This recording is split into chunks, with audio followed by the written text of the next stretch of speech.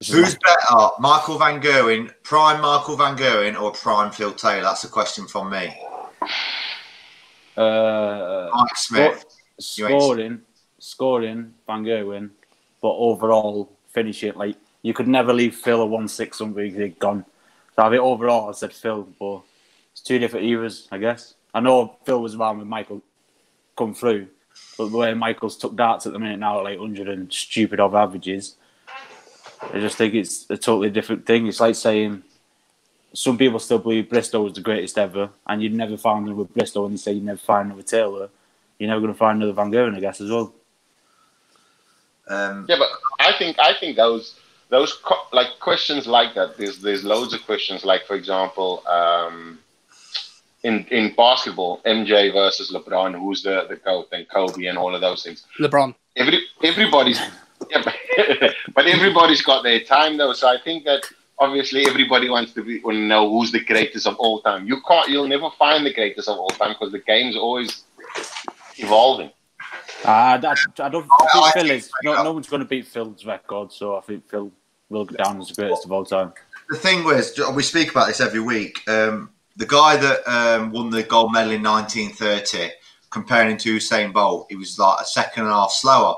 But they said if he'd have had the same preparation, the same materials to run on, the same diets back here as Usain Bolt, he'd have lost by a millisecond. So it's hard with technology. Look how the big darts that Bristow had and the small trebles, and he still averaged a lot of 90s and 100s as well. So it's hard. It's hard to compete here, and I agree. But Ricky, what's your opinion? You ain't put it in.